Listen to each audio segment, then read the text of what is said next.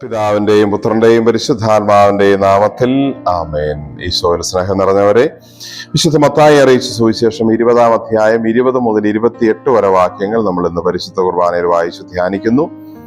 സബദീപുത്രന്മാർ അവരുടെ മാതാവിനോടുകൂടെ വന്ന് ഈശോയുടെ അടുക്കൽ ഈശോയുടെ വരാനിരിക്കുന്ന രാജ്യത്തിൽ തന്റെ 2 മക്കൾ ഇടത്തും വലത്തും ഇരിക്കാനുള്ള വരം ചോദിക്കുന്നതും അപ്പോൾ ഈശോ നൽകുന്ന പ്രബോധനവുമാണ് ഇന്നത്തെ സുവിശേഷം. നമ്മൾ ശ്രദ്ധിക്കുന്ന ഒരു കാര്യം, ഈശോ ഈ സുവിശേഷത്തിൽ ഈ സംഭവം വിവരിക്കുന്നതിന് തൊട്ട് മുമ്പ് കൊടുത്തിരിക്കുന്ന കാര്യം, ഈശോ തന്റെ വരാനിരിക്കുന്ന പീഡകളും സഹനങ്ങളും കുരിശുമരണവും കഷ്ടപ്പാടും എല്ലാം വിവരിച്ചിട്ട് ഉടനെയാണ് ഈ മാതാവ് വന്ന് തന്റെ മക്കൾക്ക് വേണ്ടി ഈ കാര്യം ചോദിക്കുന്നത്. ഈശോ പറഞ്ഞു വന്നത് ഒരു കാര്യം, ഇവിടെ അതേക്കുറിച്ച് യാതൊരു ശ്രദ്ധയും അല്ലെങ്കിൽ അതിലേക്ക് യാതൊരു ആകുലതയും പോകാതിരുന്ന മറ്റൊരു കൂട്ടർ വന്ന് മറ്റൊരു കാര്യം ചോദിക്കുന്നു. നോമ്പുകാലത്തിലാണ് നമ്മൾ. ഏറ്റവും പ്രധാനപ്പെട്ട ആത്മീയ അനുഷ്ഠാനങ്ങളുടെയും ദൈവചിന്തയുടെയും ഒക്കെ കാലമാണ്. ഈ നാളുകളിലെല്ലാം തുടർച്ചയായി ദൈവം നമുക്ക് നല്ല ആത്മീയ വളർച്ചയ്ക്കുള്ള പ്രാർത്ഥനാ വിചാരങ്ങൾ ഓരോ രീതിയിൽ തന്നുകൊണ്ടിരിക്കുന്നു. അതിനെയൊന്നും അർഹിക്കുന്ന ഗൗരവം കൊടുക്കാതെ അല്ലെങ്കിൽ പാടെ അവഗണിച്ചുകൊണ്ട് മറ്റെന്തെങ്കിലും കാര്യങ്ങളാണോ ഈ സബദീപുത്രന്മാരെയും അവരുടെ മാതാവിനെയും പോലെ നമ്മുടെയും മനസ്സിലുള്ളത്?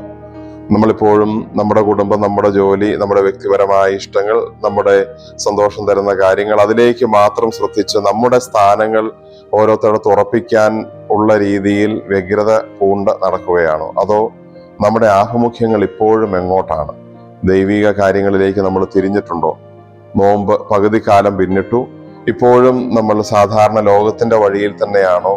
അതെയോ ദൈവത്തിന്റെ വഴികളിലേക്ക് ചിന്തിക്കാനും ദൈവം ആഗ്രഹിക്കുന്ന കാര്യങ്ങൾ പ്രവർത്തിക്കാനും തുടങ്ങിയോ? നമുക്ക് പ്രാർത്ഥിക്കാം.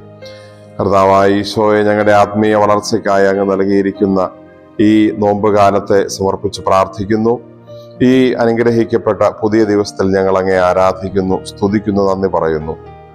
അങ്ങ് ഞങ്ങൾക്ക് നൽകുന്ന ആത്മീയ വിരുന്നിനെ അർഹമായ രീതിയിൽ ഹൃദയത്തിൽ സ്വീകരിക്കുവാനും അങ്ങയുടെ ചിന്തകളോട് ചേർന്ന് ഞങ്ങളുടെ ഈ നോമ്പുകാലം ഏറ്റവും ഫലപ്രദമായി ചിലവഴിക്കുവാനും ഞങ്ങളുടെ വ്യക്തിപരമായ ഇഷ്ടങ്ങളും താല്പര്യങ്ങളും മാറ്റിവെച്ച് ദൈവം ആഗ്രഹിക്കുന്ന രീതിയിൽ മുമ്പോട്ട് പോകുവാനും ഞങ്ങളെ സഹായിക്കണമേ. നമ്മുടെ കർത്താവ് ഈശോ മിശിഹായുടെ കൃപയും പിതാവായ ദൈവത്തിന്റെ സ്നേഹവും പരിശുദ്ധാത്മാവിന്റെ സഹവാസവും നാം എല്ലാവരോടും നമ്മുടെ ഈ ദിവസത്തോടും കൂടെ ഉണ്ടായിരിക്കട്ടെ, ഇപ്പോഴും എപ്പോഴും എന്നേക്കും.